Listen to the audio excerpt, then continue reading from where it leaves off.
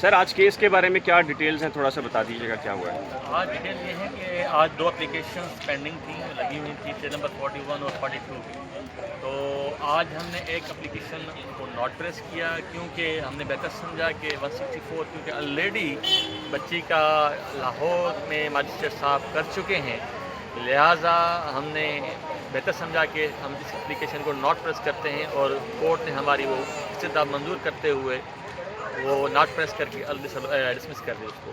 پھر ہم نے ایک اور اپلیکیشن جو ہماری پینڈنگ تھی ریگارڈنگ جو آپ کے مخالف وکیل تھے ان کو یقین نہیں آ رہا تھا، انہوں نے 3 مرتبہ آپ سے پوچھا، کیوں، یہ کیا وجہ ہے؟ سرپرائز تھا آپ کا، کیا ہے؟ جی ہو سکتا ہے مجھے سرپرائز ہو، کیونکہ نیچے ہم نے اس کو فورسفلی ایجیٹیٹ کیا تھا اور ایٹ لینتھ آرگیومنٹ ہوئے تھے، لیکن کیونکہ کیس کی نوعیت ایسی ہے اور اس وقت کیس کیونکہ ٹرائل کی طرف جا رہا ہے، تو ہم نے بہتر سمجھا کہ ہم اس کو ناٹ پریس کرتے ہیں۔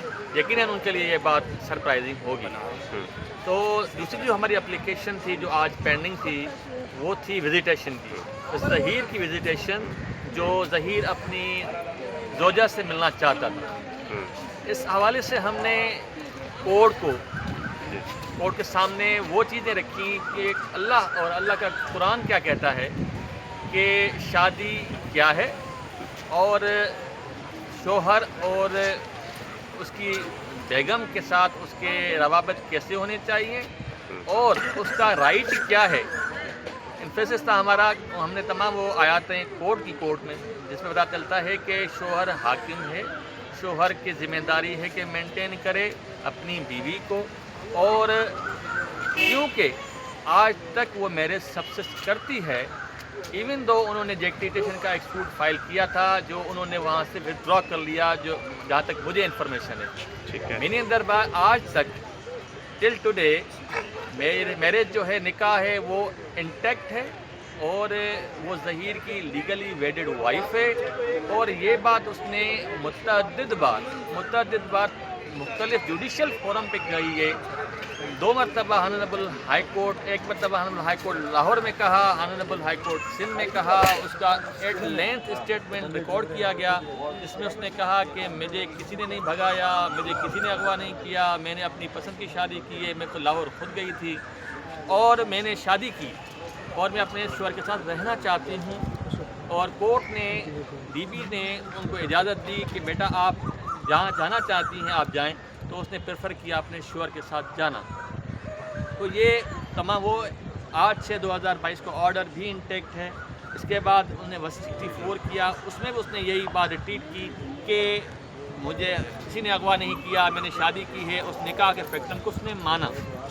پھر آج ایک اور بات آئی جو ہم مستقل کر رہے ہیں کہ کیونکہ اوسیفیکیشن ٹیسٹ میں جو رپورٹ آئی تھی فرسٹ، جو آنریبل ہائی کورٹ کے آرڈر سے ہوئی تھی، اور وہ دوسرے دن ہوئی تھی، جس دن آرڈر ہوا تھا اس کے دوسرے دن وہ اوسیفیکیشن ٹیسٹ ہو گئی تھی اور اس کی رپورٹ بھی آ گئی تھی، تیسرے دن کیس لگا ہوا تھا، تو اس میں تو مینیپولیشن کا کوئی جواز پیدا ہی نہیں ہوتا، اور پھر اس کو جب اس کو چیلنج کیا گیا، جس میں آنریبل ہائی کورٹ نے کہا کہ بچی کی عمر جو ہے وہ پیوبرڈ ہے، اور پھر اس آرڈر کو اصل کیا مدعی کی جانب سے بفور سپریم کورٹ، اور سپریم کورٹ میں انہوں نے یہ کہا کہ آنریبل ڈی بی کا جو آرڈر ہے جس میں انہوں نے 17 سال ایج ڈکلیئر کر دی وہ لیگل ہے، اور ہمارے ٹیسٹیمونیل جس میں لکھا ہوا ہے کہ نادرہ کا ڈاکیومنٹ اور ایجوکیشن ڈاکیومنٹ 13 سے 14 سال کی بچی کی عمر ہے، ان تمام کو کورٹ نے نہیں مانا، اور یہ بات سپریم کورٹ کی حد تک،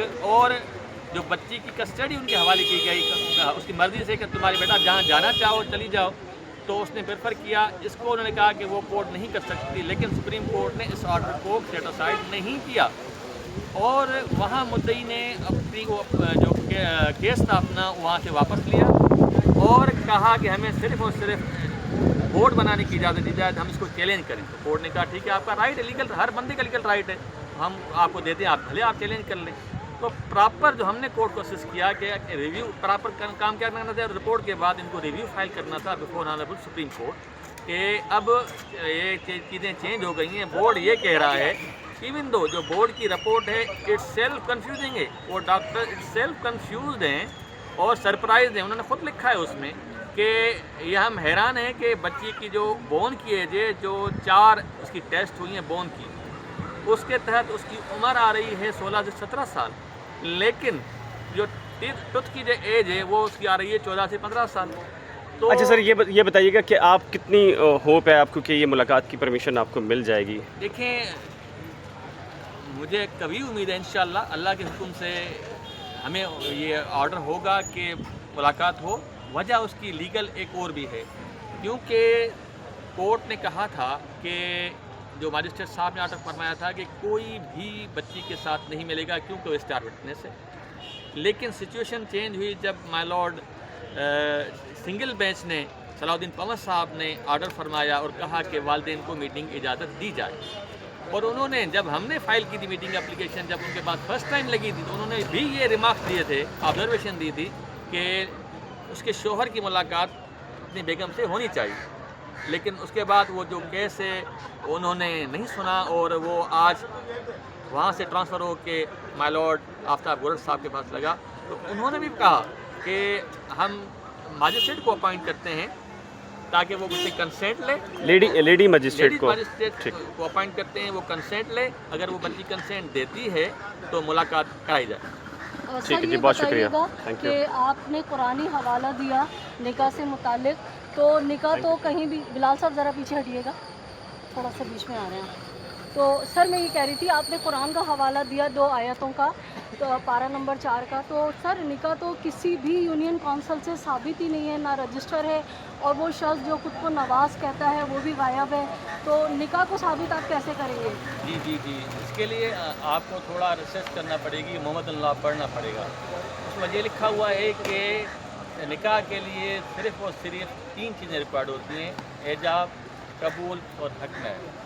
اس کیس میں ویلڈ نکاح ہے، ایجاب بھی ہوا، قبول بھی ہوا اور حق مہر بھی ہوا، اور اس کے گواہ بھی موجود ہیں. اور اسی وجہ سے اس نکاح نامے کو چیلنج کیا گیا سینئر سول جج لاہور کے سامنے کہ بچی کا تنسیخ نکاح کی جائے. تو یہ چیلنج ہوا، میننگ دیئر بائی نکاح سبسسٹ کرتا ہے. ایک اور بات میں بتاؤں آپ کو، آپ کے علم کے لیے، کہ یہ جو نکاح نامہ رجسٹریشن کا قانون آیا ہے 1964 میں آیا ہے. کیا جو ہمارے آبا و اجداد تھے جن کا نکاح رجسٹر نہیں تھا وہ کیا سارے نکاح ختم ہو گئے؟ کبھی بھی نہیں. تو یہ رجسٹرڈ نہ ہونا ایک ایسی چیز ہے، ارریگولرٹی کہہ سکتے ہیں، اس میں کوئی اللیگلٹی نہیں ہے. اور اس کے لیے اگر کوئی کسی کے خلاف کوئی ایکشن لیا جا سکتا ہے تو وہ نکاح رجسٹرار کے خلاف لیا جائے گا کہ اس نے کنسرن یوسی میں اس نکاح کو رجسٹرڈ کیوں نہیں کروایا. مگر سر جس طرح سے ویڈیو بیان موجود ہے، جو نکاح خوان اور جو گواہ تھا وہ اپنے 3 مختلف بیان جو ہیں وہ بدل چکے ہیں، ان کو آپ کیا کہیں گے؟ میرا کہنا ہے کہ جب وہ نکاح خوان کہہ رہا ہے کہ میں نے نکاح نہیں پڑھایا، ظہیر نے میرا فارم چوری کیا ہے اور میری ایک ملاقات تھی ظہیر سے اور میری جعلی سائن ہوئی ہے. گواہ بھی کہہ رہے ہیں کہ میں نے تو ان کے احسان کا بدلہ چکایا ہے کہ ان کے والد نے جو ہے مجھے نوکری دلائی تھی. تو جب یہ چیزیں آن ریکارڈ ہیں اور پس پردہ جو اپنے انویسٹیگیشن ٹیم ہے ہماری آئی او وغیرہ، ان کو بھی یہ بیان دے چکے ہیں، تو پھر ہم کیسے اس کو نکاح مانیں؟ اگر آپ محمد اللہ کی بات کر رہے ہیں تو محمد اللہ میں تو مقرمہ ہے ہی نہیں نا. ایک بات تو سنیں، یہ سب ذہن میں رکھ کے کہ مولوی صاحب نے ایک ایسا اسٹیٹمنٹ دیا ہے، مجھے اس کا پتہ نہیں.